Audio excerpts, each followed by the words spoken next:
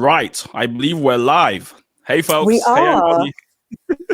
Hey, all. Hey. Hope you're doing well. Welcome to yet another live stream. Welcome to Common Sense Live. This is your weekly breakdown of what's happening around the week, but also your weekly drop-in session where you can hear a debate, you can hear a discussion about important matters. If you're a returning viewer, thank you so much for being a part of the stream. And if this is your first time, to give you a lowdown on what happens here, my name is MT. I'm the editor-in-chief at the Common Sense Network, and I'm joined by Afshan Lodi. I didn't know whether I was going to introduce you or how you do it yourself. You've done this like a million times. How do you not know how to introduce me? I'm a bit disappointed right now, actually, MT. I'm so excited by the topics. But folks, welcome to this. Now, it is a family affair today, right? So, and what that means is, if you're listening, you've got to get involved. You got to type your comments in. The great thing about this platform is we can read your comments. So if you want to say something about the topics, please get involved. We're going to be together for an hour. We're going to take you through the news. We're going to have a good old debate. And so we want you involved. We want you taking part in this. Just before we get started with breaking news, I want to encourage you to share this stream with a friend or two friends or five friends for that matter. Just copy and paste the link, send it across to them, because the topic we're discussing today is really interesting. We want to seem to have okay, I'm back. Can you see me, Afshan? Yeah, you're cutting out a little bit, Mike, though. Really? Can you hear me okay now? Yeah, you seem to be okay now. Okay, sorry about that, folks. Technical difficulties, but we all know how it goes. Let's jump straight in then to the breaking news segment. These are all the top stories happening during the week. Let's take a look at three of them, and then from there, over to Afshan. So the first story is something that's quite close to my heart, in that I probably go on about this in my daily life. It's stop and search. Basically, a police watchdog last week released a new report which states that after 35 years, police are still unable to explain or provide adequate or any evidence as to why Black people are 9 times more likely to be stop and searched than white people in England and Wales. The report suggests that police are at risk of losing the trust of public and communities if they cannot come up with an effective explanation. HM Inspector of Constabulary Wendy Williams said that the tragic killing of George Floyd in America in early 2020 and subsequent protests in the UK and globally have highlighted once again the significant impact that police interaction can have.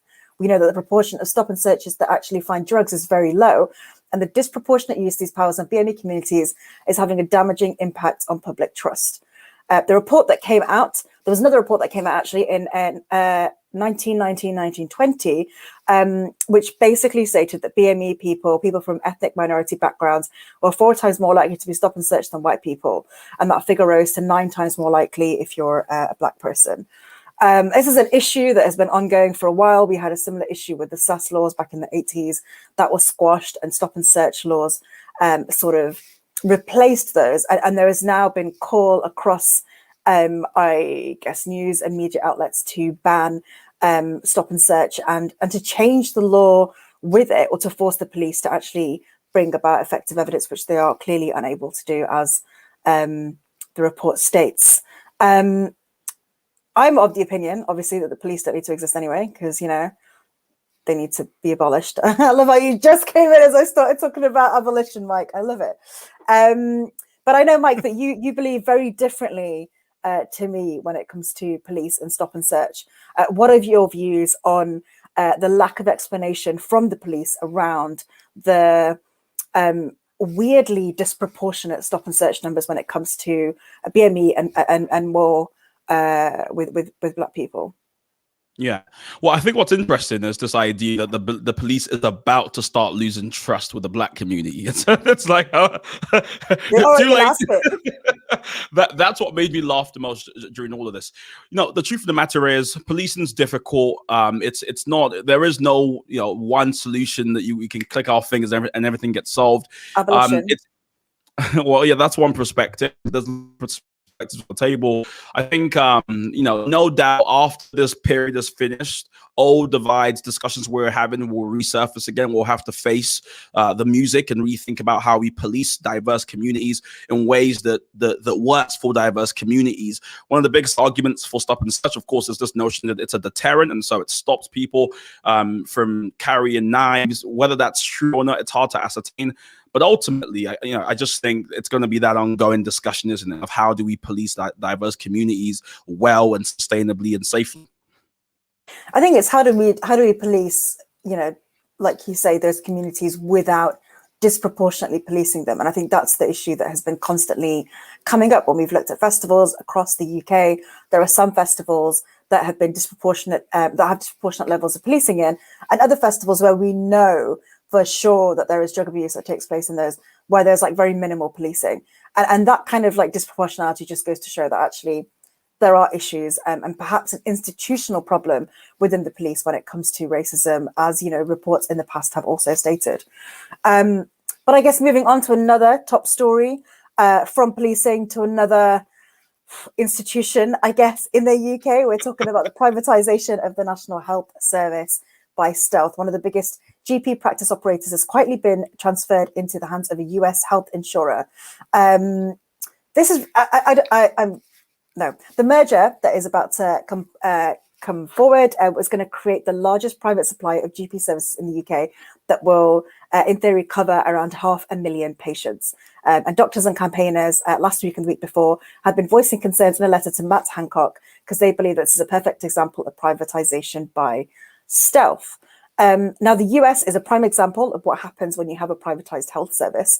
And we've always in the UK been applauded, I guess, for our national health service, of it being, a national and unprivatized body. Mike, what do you think about this stealth privatization of our wonderful institution? Well, it's difficult because, we're keeping it very light here, but folks listening will know that in the UK, this idea that we have a purely public NHS is a romanticized view of the NHS. That's just not how it works. We have a blended service. It is wholly public because public cups up most of the money, but we have lots of private part of our NHS. And the argument often made from the right is that, in the name of efficiency, we've got to keep on having, an increase in private involvement in our NHS to make it sustainable long term. Of course, this isn't the topic of of today's discussion, hence why I don't want to go too much into it.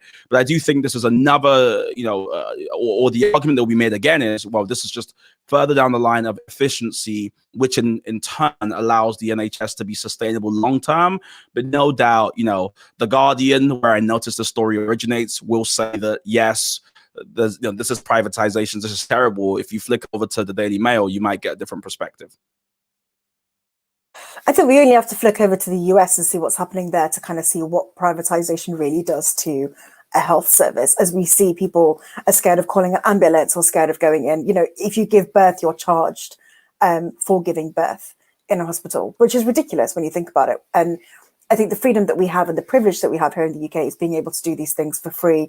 And, when it comes to prescriptions, for example, if you're from a lower economic background or a student or someone under the age of 18, your prescriptions are free and they are subsidized by the government. So we are able to access the medicines at an equitable rate, as opposed to in the US, where people are actually going bankrupt and dying because they're unable to pay for their medicine. So I do think it's something that we need to pay closer attention to, like you say, Mike. But it isn't the topic of discussion today. It is something, though, that is got a lot of people talking, doctors, patients, and other politicians across the UK are petitioning Matt Hancock now to change his to change his perspective on this. The third story that we're going to be talking about, the third breaking news story, I guess, in the UK, is actually about migration. Post-Brexit, or rather kind of last year, as Brexit was about to happen, Boris Johnson announced a visa scheme for Hong Kong people with British national status to come over to the UK. This is in response to China's imposition of a draconian national security law.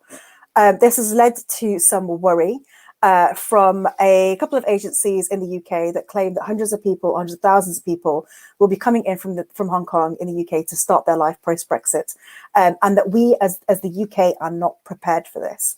Now, I don't know if this sort of like worry is related to the fact that we're in a current lockdown and we're not physically prepared to bring people into the UK, or whether it's actually about whether the UK as a country, as a nation, coronavirus aside and restrictions aside, can actually handle an influx of people from another country. What are your views on this, MT? So I haven't actually looked into the story. It was interesting, but I haven't a close enough look at it. I will take a look at it. I'm not sure if you have any journalists covering it at Common Sense, but no. Do we? I don't know if we do. Not at the moment, but I think there might be something coming out in the next week or so that might let you touch on the history and the reasons for why this is happening. I guess from the UK's perspective, what's really great to see is that we've opened up, we're opening up our borders, or we're claiming to open up our borders in order to bring in an influx of people that would probably apply for refugee or asylum status. So on one level, though, we're cracking down on migration. We've got Priti Patel sort of saying send back people and deporting people left, right, and centre. We are also simultaneously opening up to an influx of people from Hong Kong and China. So on one level, it's really great to see our government doing that and opening our arms, welcoming people back into the country. But on another level, it's really disheartening to see that there's a disparity with where those people are allowed to come from and what sort of migrants are, we deem as valuable or worthy, rather, in the UK. Having said that, the political situation, I guess, in East Asia is changes quite regularly. So it might be that because Hong Kong is a richer country and a more powerful country, that the UK sort of opened up as an attractive place for people to come into. So it's a really interesting sort of discussion in terms of what is our economic position right now. Are we able to economically deal with this, or do we have to just move on and just deal with it, really? Just allow for these people to come in. And as we have done in the past, migration has worked really well for the UK. It's helped us grow. And perhaps given the lack of travel that we've had over the past year and the lack of movement, the tourism industry has faced some issues. But that's it from me on... sorry, Mike, I interrupted. No, I was just going to say, I mean, you speak about the tourism industry. That's one of the industries that was kind of center ground when we look at today's budget that Rishi Sunak unveiled. If you're in that, in a couple of hours, actually, an hour or two, there should be an article on Common Sense, tcsnetwork.co.uk, that explains a bit about the top 10 features, if you like, the top 10 points or takeaways from the budget. And tomorrow's Editor's Desk episode will be breaking down the budget a bit more detail for folks who are interested in that too, because Rishi Sunak actually speaks a bit about the tourism industry and other industries. Of course, the most important thing I think that he said in today's budget is the upper limit on contactless payments will be £100. Wait, I thought it was unlimited with Apple Pay. Yeah, but that's not. Yeah, that's Apple Pay. But for everyone who doesn't have all their cards listed on Apple Pay because it's a pain to get it done, it's now £100. I've been shopping many times and got there and they're like, it's £48. You can't pay. But I'm like, I get really angry. So this has made me super happy, and I'm sure it's did it put a smile on your face? Could you concede that Rishi Sunak may have made you smile today, Afshad?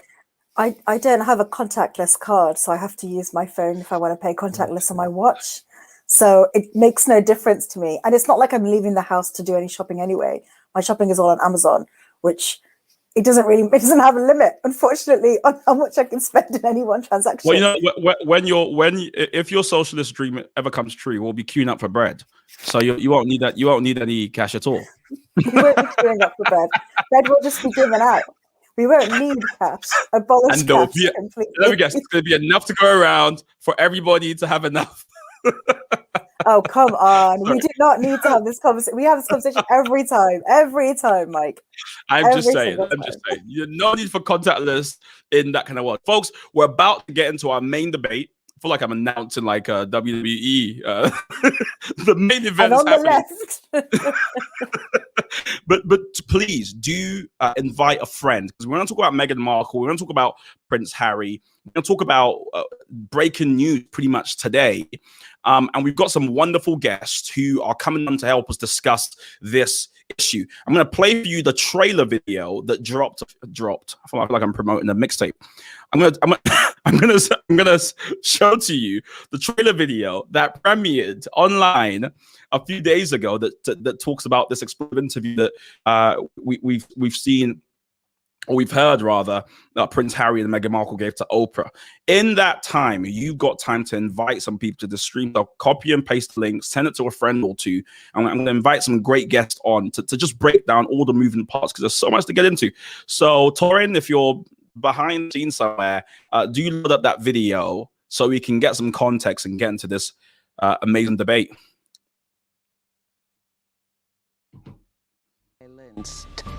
I just want to make it clear to everybody, there is no subject that's off limits.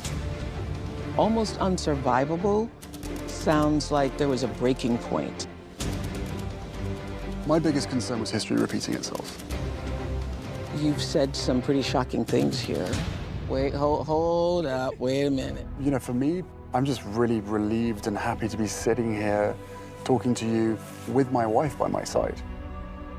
Because I can't begin to imagine what it must have been like for her going through this process by herself all those years ago, because it has been unbelievably tough for the two of us, but at least we had each other. Right.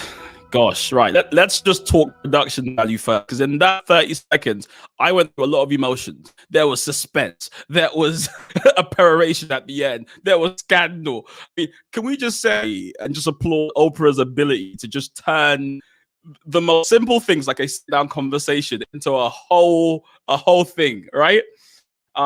But let's get takes on this, because that 30 seconds, it really rubbed people different ways. Some people loved it, some people loathed it. Let's start with Busayo, who has been on the on the podcast before. She all things campaign, all things policy. She was, and I think still is, a social action youth worker. Let's bring her in and just ask first and foremost, Busayo, how are you doing this wonderful evening? I'm fine, thank you. How are you? Thanks for having me. All good. When you saw that interview or that trailer, what's going through your mind? A part of me is, it's good to see them speak on it, because a lot of the times when we hear about what's happening, it's in writing. So we don't know whether she said something and how upset she was, or etc. But also their chemistry. I think we haven't really seen how they are as husband and wife as well. So we imagine a few things, but you know what I mean? It makes them, it humanizes them, which is really good. But I think it's also really sad that it's got to this point. Something that we could all expect, we all anticipate, like when you marry into a royal family of the British institution, we anticipated it. But it is still sad that under all of that, they're still human beings, and they're still going to be affected by things that any marriage will be rocked by. So I guess it's good to see they're still together, and it's not a case of this is a divorce and, she's revealing what happened under her thing, but they're together. But it's sad because it's a marriage, it's real people. So yeah. I think obviously so much has happened. I think as a country, we all need to take a collective deep breath, because you remember only a few years ago, even Republicans who hated the royal family, during that wedding, we were all just celebrating, because it was like love wins, and there was that pastor at the thing that gave the really long speech, that Pentecostal speech. And now from that to where we are now, where unfortunately, as you said, this isn't a positive thing we're talking about here. This is people talking about pain, real, actual pain. I want to get Matt's thought. Matt's a contributor here at Common Sense. Matt, watching that, 30 seconds again, how did it feel for you? What's going through your mind? What's the betting that nothing controversial comes out in this interview?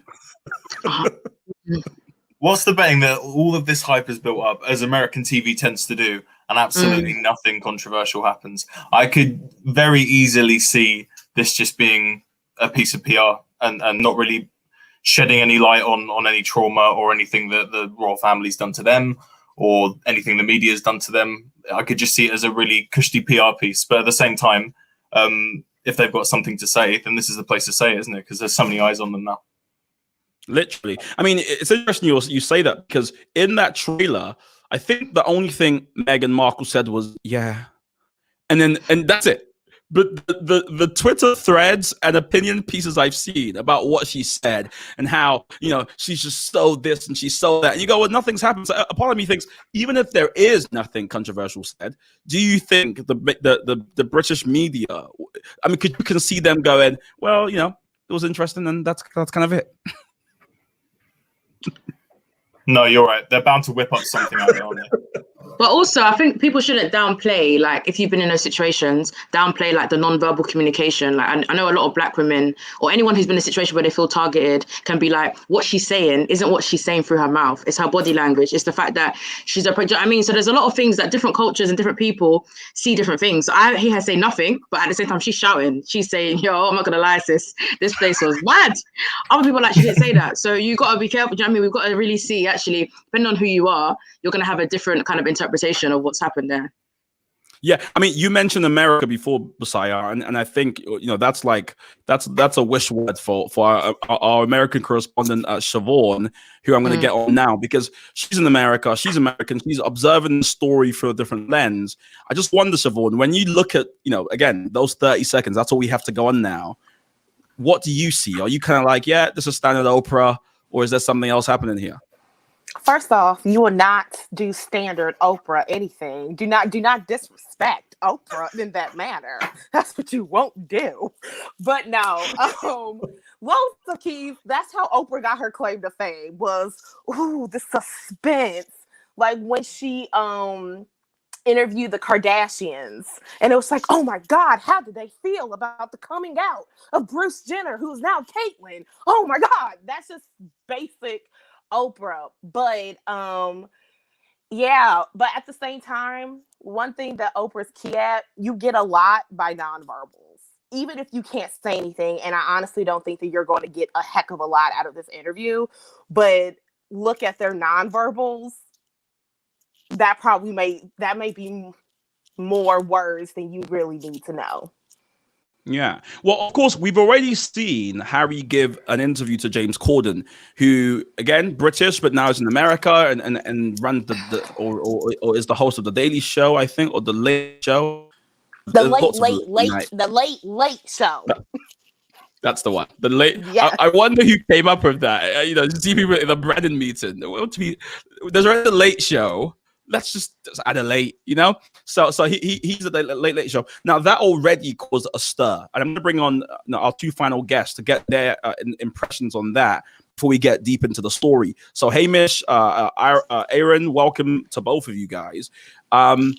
Did you get a chance to watch the Prince Harry and James Corden kind of speech? Interview / they also did an obstacle course as well. I remember. What are your thoughts on that? What are your thoughts on this story before we get into some of the moving parts? So my thoughts on that, I think the James Corden one, I didn't really go into it that much, but I have seen reaction for it and a lot of negative press on it. And I mean, I think it's interesting. What I find really interesting is the fact that Prince Harry can now has to go over to US to actually get coverage and actually talk about it. Not in the British press, which I find quite interesting. The fact he has to fly all the way over to the US to actually get it, I find quite interesting. And then just kind of touching on the whole kind of teaser thing, I think the one thing that hasn't really been mentioned just yet, I do feel like the timing of it is pretty bad. And that I will say is because of what's going on with Prince Philip and the fact that he's very, very unwell and he potentially might die. And I find that's quite a big disservice to him. And I find that I don't know if news organizations are going to delay the interview, but I do think, in my personal opinion, I think it's a big disservice the fact that Harry and Meghan are kind of taking the media spotlight and putting on them, whereas I think they should put the media spotlight on Philip and how he's being very unwell right now. That's how I kind of view the whole kind of story. And that's why I'm kind of a bit annoyed by it. But I'm open to other people's opinions on that. I have no doubt folks have opinions about that. Yeah. So give it a few minutes. But what about you, Aaron? Go ahead. Following on what Hamish said about the timing of it is terrible. Is it any wonder then why people think Meghan Markle is so full of herself and full of rubbish? Meghan Markle and Prince Harry have effectively tried to privatize the monarchy. They talk about how they want privacy and this, that, the other.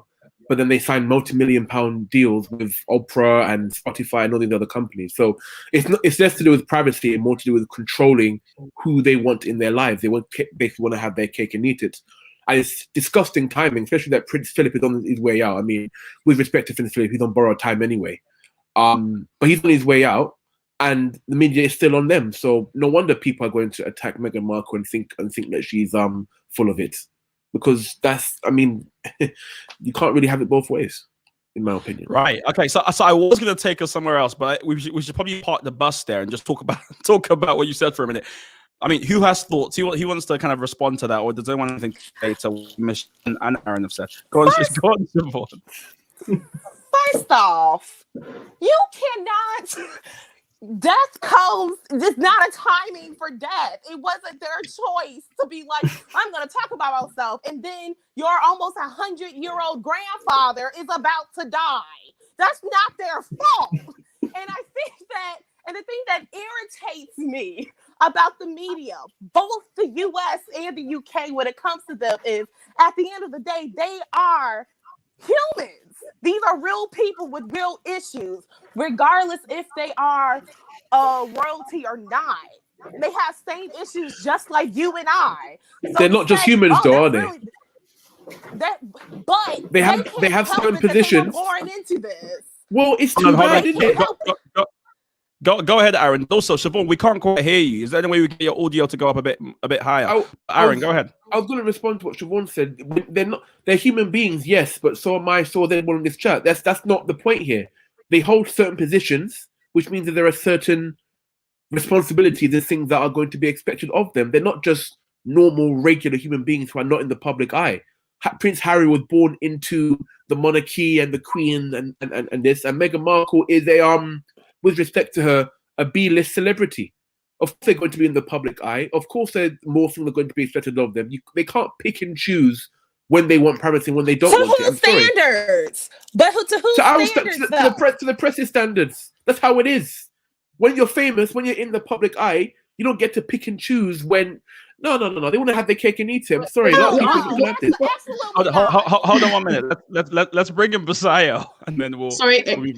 Is it Aaron? Sorry, the argument doesn't really stand because you're saying that it's free game for everyone, right? At that point. So then if they're going to now, using your words, privatize it, then what is your upset with that? Because if they are more than human, as you said, these are superhuman people, then therefore they let them use their superhuman powers to protect them, just like we would do if we were superhuman. So let's not mistake our lack of access to Oprah as a way to say we have different morals to them, because at the end of the day, the same way they are, part of the royal family, the targets on their back aren't the targets on our back. Listen, if you break up with your wife, I'm telling you, no one's looking for you, bro. Or if you break up with your husband, no one's looking for you.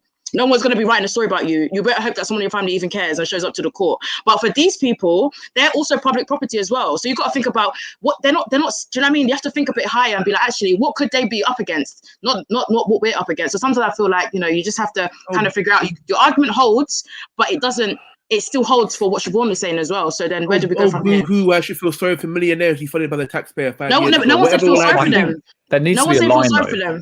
There needs to be a line. No one said feel sorry for them. We're talking about not being human. We're saying that they're human and this and that. Trying to humanize them. Real quickly. I think there needs to be. The thing is, right? There needs to be a line. I understand to an extent what Aaron is trying to say, but I think there needs to be a line. Like, you can't just, as much as yes, whatever you say will get criticized. Yes, but the media can't just, the media press on Meghan was too much. It was way, way, way too much. And then you compare that with Kate, the other royal. It's a massive difference. So I think there needs to be, a fine line of saying, right, what is allowed and what's not allowed. Because I think the media does push up beyond the line, and that's what I think a lot of people are arguing against, or why, on that sense. That's why. You know what's pretty interesting to me, just observing the story, is the fact that, let's be quite frank, there are some people in the UK who hate this woman. No doubt about it. And for that reason, whatever she does, they see through that veneer of hate. Full stop. So, and we parody it, don't we? Sometimes, because you could see those two newspaper front pages where it had, Meghan holding an avocado, someone else over an avocado, Meghan likes avocados. The same thing's true on Twitter today. When I read someone's master plan, folks, here's what the person said. The person said, "What Meghan is trying to do here is 1, destroy the royal family. 2, go to America and build a public profile. 3, start to speak about American politics. 4, then run for president. And then 5, become the first Black president of the US. And I thought to myself, this is actually insane. Because then someone sat down, and because they hate her so much, they've invented this life or this plan that she has, and they believe it. And they had hundreds of retweets, and I thought, this is ridiculous. So when I say that to say, Aaron, not to pick on you, but since you've said what you said, I mean, do you concede, however, that maybe it's, say, the hate you have, or the dislike or the disdain, whatever you have, for the kind of celebrity culture and what's happened in the royal family, that's kind of following into this interview she's given, or do you think no, it's actually something else? It's a bit of both. I mean, personally, I don't really have much time for Meghan Markle. At the same time, I also have a life. I'm not going to sit down and plot and plan and organize some kind of ridiculous false narrative for Meghan Markle's apparent plan of world domination. I have a life. That's what you're doing. I'm not doing that at all. You are. The thing is, for me, my issue, the whole thing about Meghan, is that it's just, I'm not really a follower of anyone. I'm not like a stan of anyone. So I'm not really passionate about certain people generally. So you're saying that you don't sit around, but the passion you're using to draw a picture of her it looks like someone who has stalked her at least a bit, to know that actually this is what this person is capable of. So my thing is that if you say you don't like her, do you know her not to like her? Or what has she shown you?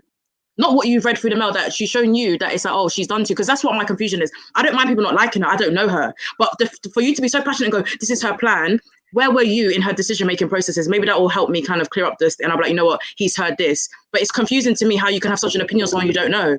Same way, so it's awkward.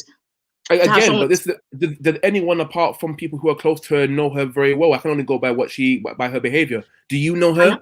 Does Michael know her? Does Hamish know her? Well, actually, folks, one thing that's come up, and I would love to get Matt to chime in here, because this is quite interesting to us. A lot of us do love, the picture we see of Meghan Markle, and some people think it's a reality. Some people think it's a carefully constructed media personality, just like Rishi Sunak. Let's not forget who loves his photographer because he's always on social media taking pictures.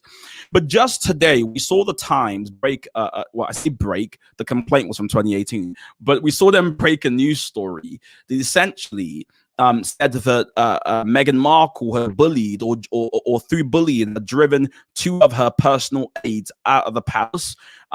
This was a claim made by Justin North, I believe his name is, who was then the Sussex's communication secretary.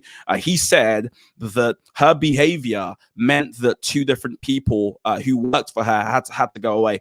That news story in the Times was since had a response from Meghan Markle's lawyers and the palace. The palace made it clear that they don't stand for bullying. They're gonna look at the story and make the necessary changes. Meghan Markle, on the other hand, says that actually it's not true. And this is part of a calculated and coordinated smear campaign that the mainstream media essentially is on here in the UK. Now, Matt, when you hear those 3 different things, essentially 3 different stories, where do you think the truth lies? Like everything, is somewhere in between, really. While you cannot discount stories like that from people that would have no reason to lie about something that severe, it's interesting to see the timing of this story, because if it happened so long ago, why wasn't it reported back then? And if so, why is it being dragged up at this specific time? But then you could say the same about why the US TV network has chosen to air the Oprah interview around the same time that Prince Philip is severely ill. There's always a plan behind whatever every side is doing, because obviously Meghan and Harry want to be painted in the best light possible, but there seems to be a narrative forming among the papers that people like Aaron seem to be reading that build Meghan up as a monster, I suppose, and as somebody that has manipulated Harry. And while I don't know too much about that to comment on, I mean, as Aaron says, we don't know these people personally. By painting this caricature, it inspires people to hate this person that they don't know, and in reality, they might not be this evil schemer that they're being painted to be. But I think that's a reflection on our media and our journalism. I think we need to do better as well in the way that we report stories. We need to be more balanced. We need to approach it without bias, and I know it's hard, but go on, Aaron. On that note, on the note of bias, go ahead. Yeah, I was gonna say there's lots of sub stories coming from you guys tonight. I've noticed that, and this is the issue that I have. Right, as much as I believe in what you're saying, man, I agree with what you're saying to an extent, but at the same time, we cannot use a sense of like, how do I explain it? As much as she may not have done those things, she may have also actually have done those things.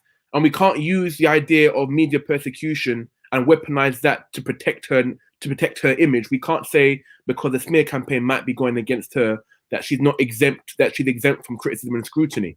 We can't protect her from that. It's as simple as that. You can't say because this might happen. I got you, Aaron. I see him nodding. Yeah, because I think we have to take everything now with a pinch of salt at this point. Like as much as these bullying claims could be true, it could also be exaggerated. It could be exaggerated. It could be under exaggerated. You never know. And I think we now live in a time where we don't trust our news because our trust of our news is so low right now. We don't know if what they're saying is 100% true right now. Like the fact that this story happened in 2018, and now they're bringing it up now. They have their agenda. They have all these things they want to spile up, and I think we have to take a lot of these things with a pinch of salt. I'm not saying these allegations might be true, they might not be true, but I just think everyone in this room and everyone who is listening right now probably needs to take everything with a pinch of salt at this point. That's how I feel about it. Okay, so Siobhan, it looks like you're not interested in this pinch of salt idea because I can just feel your energy from the camera. What are your thoughts on what Sir Hamish and Aaron have said? Okay, you're so you've got so much energy. You've now frozen. Yes, You've frozen. So we'll come back to you. But Basayo, in the meantime, what are your thoughts?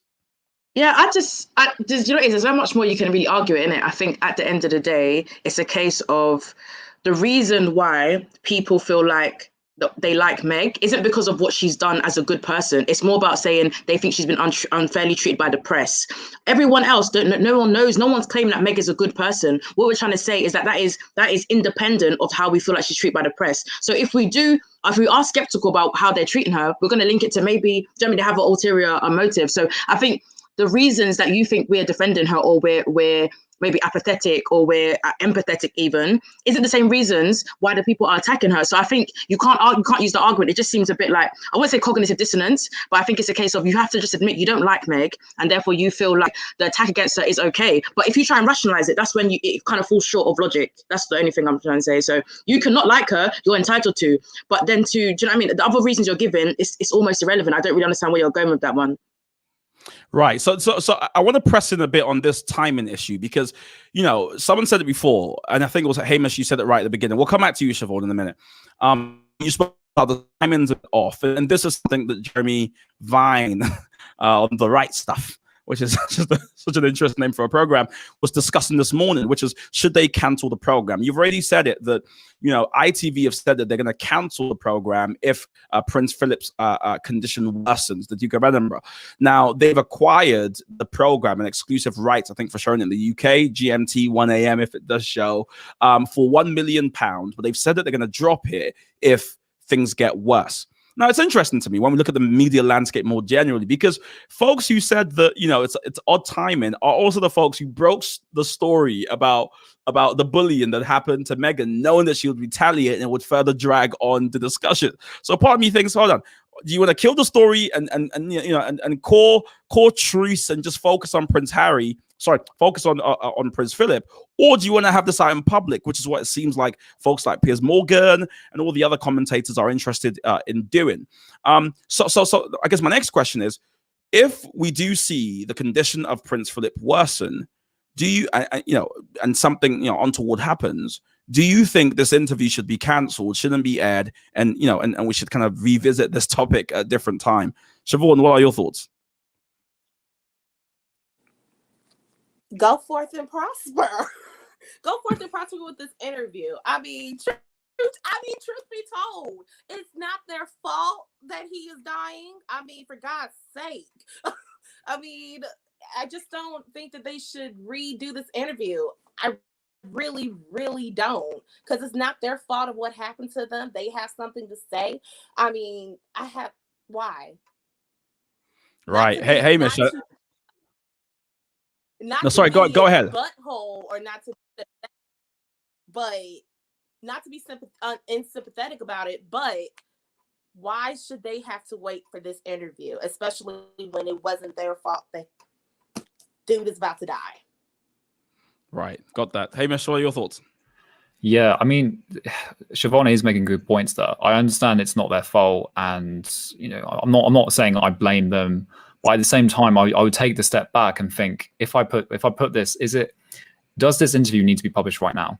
I would take this step back and think, whoever my family member is almost dying, I think we should more of the focus on that should be on him. That's why I would take the step back personally. However, I understand where Siobhan's saying it's like it's not their fault. They're in this situation.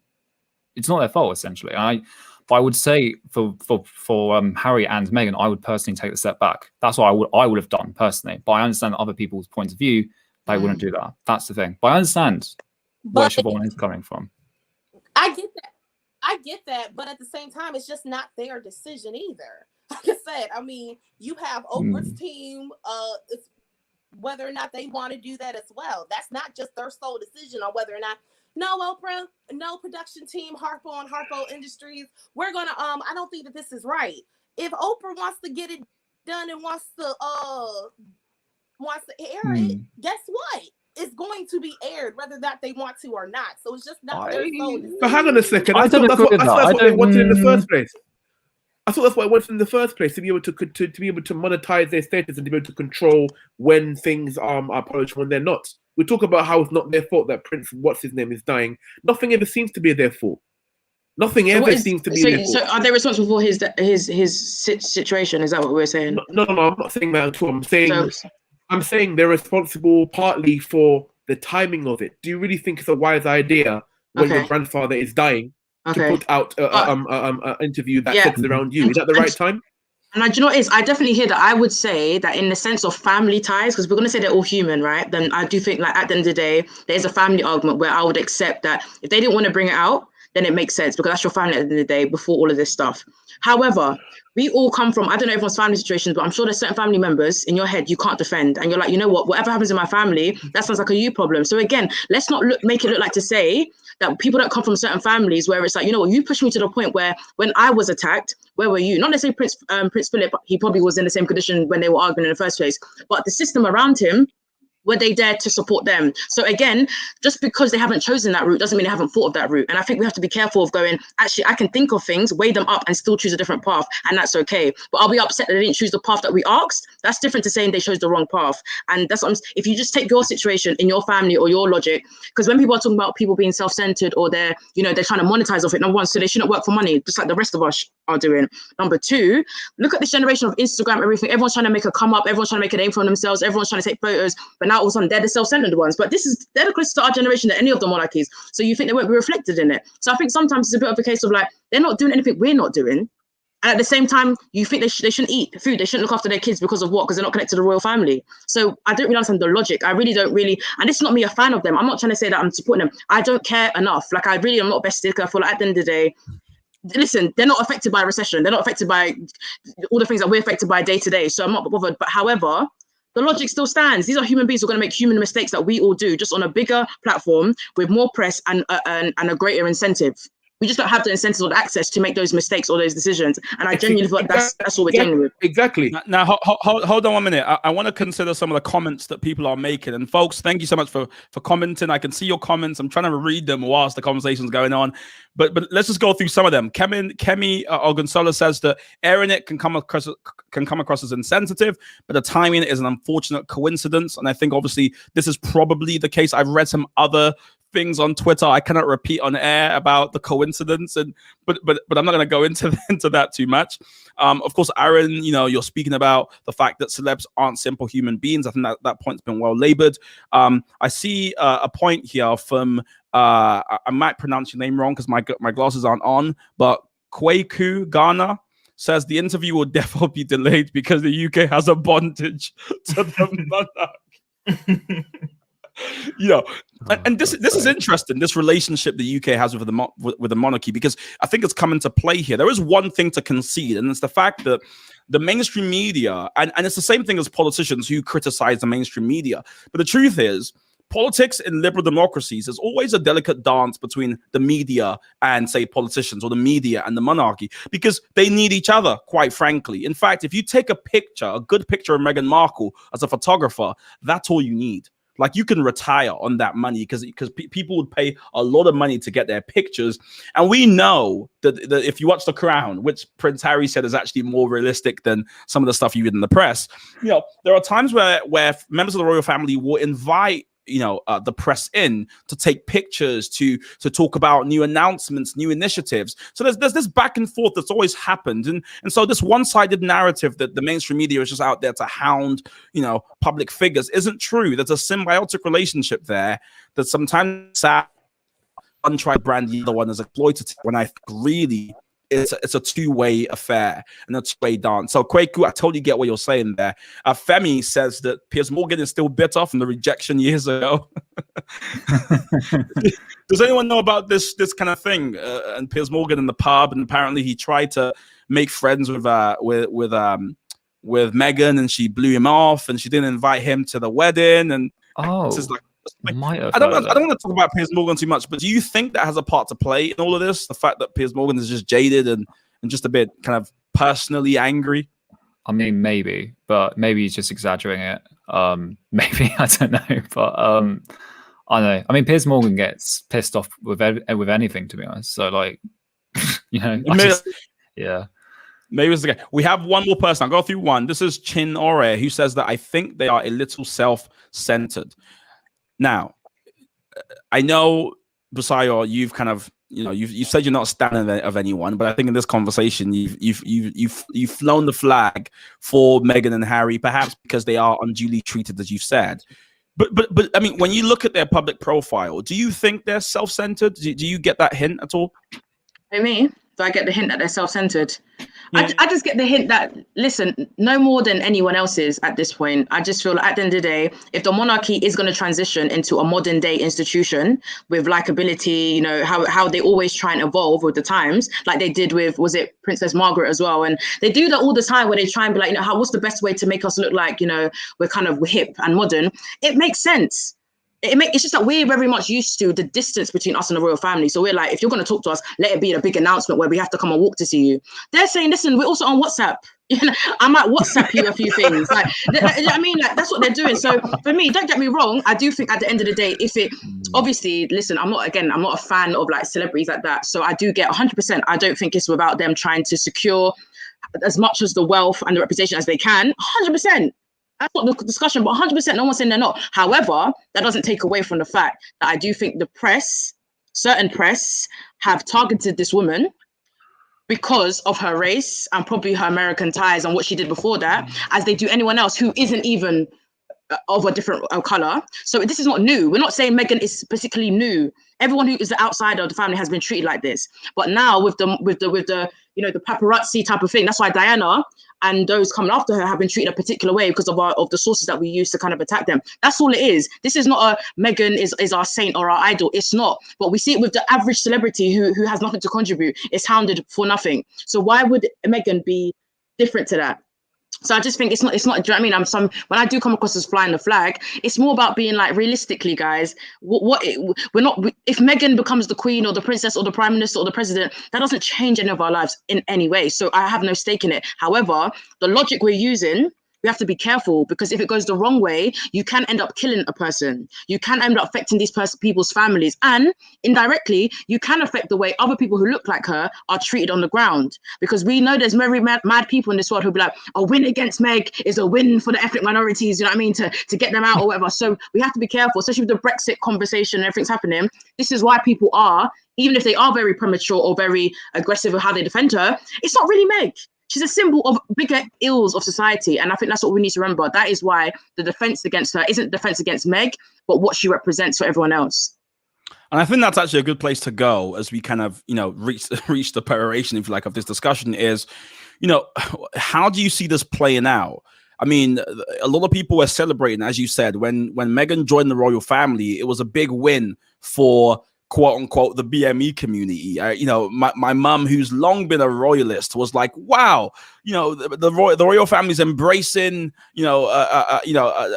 diversity and stuff like that." And also the other point you make about the royal family being kind of dragged, perhaps, or even moving skillfully to this kind of new age and being, you know, a kind of celebrity culture and being relevant and stuff like that.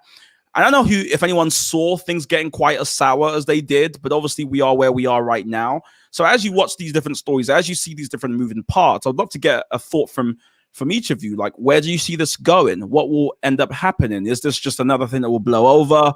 Or do you think it's going to get worse? And really to that point you make as well, Busayo, which is this idea that Meghan is really a kind of as a proxy for a much wider debate and a much wider discussion about the royal family, perhaps, and whether it's possible to be a commoner, if you like, or a ordinary person. I don't know what they call us, and marry in there. You know, we saw what happened with Diana.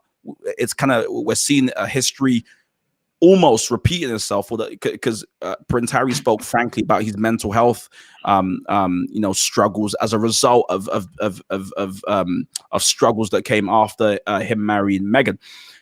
How does this all play out, folks? What happens? Take a moment to pause and reflect, if you like. But I thought it would be great to get your thoughts on that. Siobhan, I know you're looking forward to the interview, but post the interview, what do you think will happen? How do you see this playing out?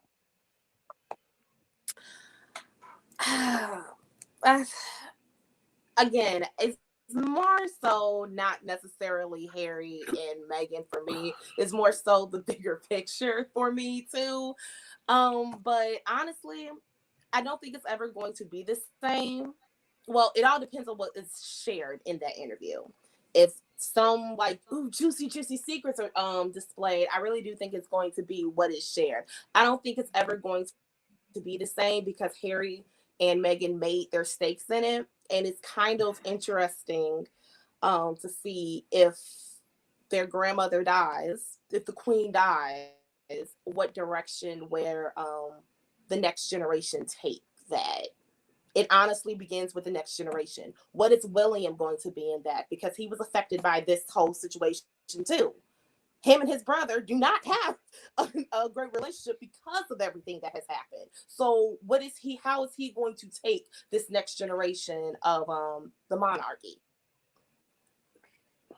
That is a good question. I answer your question with a skillfully done. This is proof that this is what journalists do. Kind of ask a question, they ask you a question back. Anyone else? I was gonna say, I think this new generation of monarchy, I think it might be a bit problematic, because fundamentally, monarchy has, I think, a responsibility to the public, especially the British public, and the idea of trying to monetize it is basically trying to cut off that relationship. It's basically saying, I can now pick and choose when I'm accountable, when I'm not accountable. I can pick and choose what information I release to the public. And unfortunately, there is no monarchy without the public. There is no Meghan and Harry without the public. So, like you said, Michael, before, there's a bit of a symbiotic relationship. But I don't think they can have it both ways. And I think they're trying to have it both ways, in my opinion. So it might be problematic down the road, at least. And you can already see the problem starting to happen as it is. I'll take your point. Busayo, I feel like you want to say something.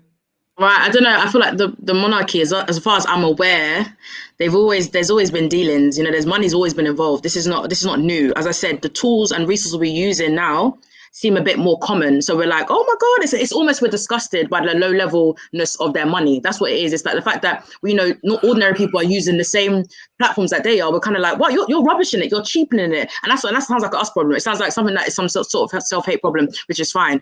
But I would agree that I think there is a conversation to be had within the royal family about where they want to go. The new world, there's no room for monarchies. That's the truth. It's outdated. And the only reason why monarchy still exists is either if you're an oppressive regime, but the idea is that psychologically, it's to do with tradition. but they've got a very relevant modern day role that we need to kind of reconcile. But actually, if you're going to be a figurehead, then simply be one where people come and visit you, but you hold no political stake, no social, you just stay there. So that's what the issue is right now. And I think, as you said, Siobhan, with William, he's got a big decision to make as well, what he wants to do. In my opinion, I think the royal family is there on borrowed time as an institution that the British public respect in any sensible way, because we're getting younger, or we're getting older generally, but we're much younger than the institution. So we haven't got that relationship with them as much as our parents did, or we haven't got a Diana to rally behind and be like, oh my God, she's the black sheep of the. It's not like that. Even Meghan and Harry, again, a lot of people don't actually buy into them. They buy into what they stand for. So once they do leave the royal family, they also have to recognize that, listen, I'm not going to protest on the street for Meghan and Harry. It ends on me maybe tweeting you. It ends on me maybe being on common sense. But guess what? It's not real support. So I think in their head, they already know as well. It's tomorrow's news will come and there'll be another scandal and it won't be them and they'll be out on the outside. So again, they need to also remember that if there is an agenda, that listen, don't trust the public, because listen, tomorrow the news will change and so will our appetite. So that's for me. I just think the future of the monarchy itself is in jeopardy. And the Queen was the last person, if you watch The Crown, she took that job serious. Like, she's risking her life. But the new gen is like, listen, I can't come and die. Do you know what I mean? So that's a very good assessment, I think. The new generation are Nigerians at heart, boy. That's what it is. Sorry. They did do a lot of tours in Africa, so I don't know if that had a part. I'm joking. I shouldn't say that. That's a dangerous life. The relationship was a tour. It was colonialism. There's a dangerous path that I'm going to back away from. I'm going to pass the baton to Matt. I think we're going to continue to make martyrs of these people. We're going to continue to make martyrs of celebrities because it's what we seem to do as a society. And it's, I don't see it slowing down anytime soon, which probably means that this situation is going to get exacerbated, which is a real shame, because these people probably shouldn't even be in this situation in the first place. I don't really believe in the royal family as an institution. I think that the amount that they bring in tourism, as people who starkly defend them like to put it, doesn't equate to the amount that they have stored in terms of wealth and wealth in terms of their power. And personally, I think that once we stop valuing these institutions so much and start valuing each other more, that we can build systems that actually work for us. And that starts with this autocracy being torn down. And if this is the first step towards it, then more power to Harry and Meghan. If it's just a PR stunt, then that's the game, and that's fair play to them. You sound like you're about to kind of launch your political campaign, Matt. I'm coming. That was so beautifully said. We got to care less about these kind of larger than life figures and care more about each other. And that's why I'm in. That's what I thought you were going to end with. But such a powerful statement and sentiment, because it is something that I think, it's one of the lessons, if you like, that I think COVID's even teaching us, is the importance of things like that. Hamish, I mean, you have the last word on this before we close and get some kind of instructions. What happens next? What I mean, the perhaps after that. I mean, I don't even know. I mean, I wish I had a glass ball to kind of predict the future, But I think the royal family will be an interesting one. I don't know if it will exist in decades to come, because it could. I think it is slightly deteriorating slightly. But I think what it will be interesting, if there is no royal family in our country, what it will mean for our political scene, because the royal family is important in terms of the political scene, in terms of when you pass a law, you need the Queen to sign it off, essentially. If you get rid of the Queen, or you get rid of the royal family, what happens to our political system? I do agree to the extent like royal family is dodgy with its history. I absolutely agree. It's very, very dodgy. But once you take away the royal family, what happens to our political system? Because we are founded on that. What happens then? I think that's the bigger question we need to ask ourselves. Absolutely. The revolution. Thank you. Yeah, maybe revolution, Perhaps, but in the interest of balance, there's also measured ways to achieve political change through incremental changes over a long period of time. That's correct. Mike, I ain't got that kind of time. You're on borrowed time. Sponsored ad. Everyone wants revolution until they're queuing for bread. This is what I always say. So, so let's slow down. But folks, I want to thank you all for being part of this discussion, because I mean, how amazing was that to get all those different perspectives about what's happening with this particular story. There is no doubt that it's going to keep on evolving. It's interesting to note that for a lot of millennials and Gen Zers, their relationship with the monarchy started with Meghan Markle when she married into the royal family, and in an odd way will probably end with Meghan Markle as she leaves the royal family. Very short tenure, of course, but it's an evolving story. There's still moving parts. We expect over the next few days or so to find out, what's going to be happening with the Duke of Edinburgh, to find out if this interview will in fact air, and to find out what the palace will do after it's investigated this claim of bullying again that we'll remember was reported in 2018.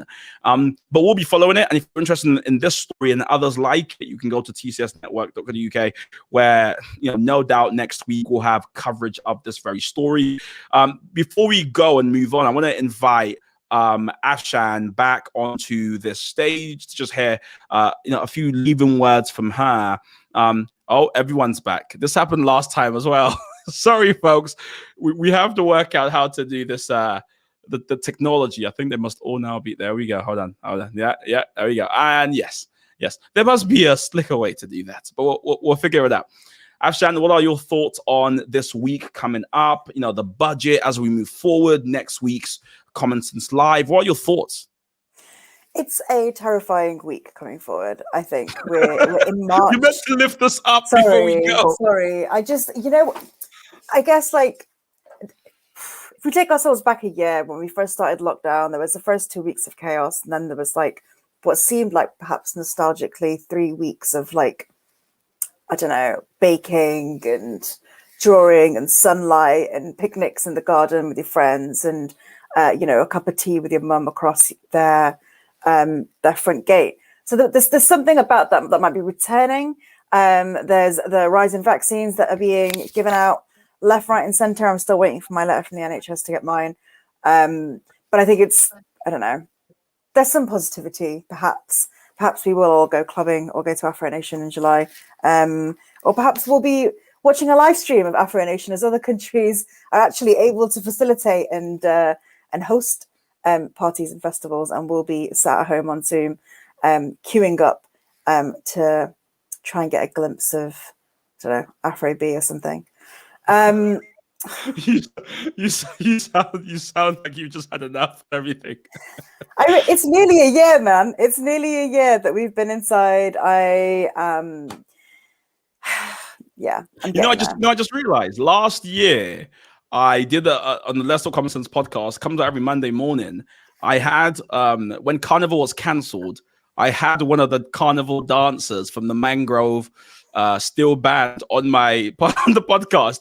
It was the most depressing thing ever because Carnival was online, and so there was 3 different YouTube channels you had to flick between.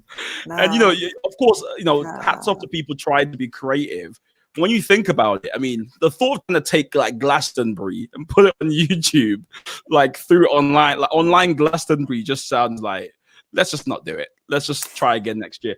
But before we go, folks, I want to encourage you to subscribe and turn your notification bell on. We've got a good, a number of people still watching. So do that for us. That way, next week with the next stream and all the other shows we have coming up, like Editor's Desk, the breakdown of the budget, to debate and discussion, moving parts with our political editor, and all these other things. We want you to be first to find out about it. So do hit the subscribe button, follow, like, whatever it is you're watching, and engage. And of course, we want you to join Common Sense. You can do that by going to join.tcsnetwork.co.uk. It's free. And what you'll get is weekly updates about shows, events. We've got all sorts of events happening. Tomorrow at 9 p.m. on Clubhouse, talking about, is Meghan Markle a victim, or is she what's the other one? Victim, or what's the other one? A victor? Criminal? No. No. Is she a bully or is she a victim? That's the one. And Great. so that's, if you're interested in that, that's going to happen tomorrow 9 p.m. on Clubhouse. The hashtag is Common Sense Club. We've got lots of different things coming out soon as well. Afshan, what's your last thought as we wrap up the stream? That if anyone's got any bedroom bashment links or any clubs online that are happening, as Tana's just posted up there, then please do send them my way. Aside from that, I will see you all same time, same place next week on Common Sense Live in the platforms that you've been watching us today. I've been Afshan Says Lady and my co-host MT Omni for Common Sense Network. Take care, folks.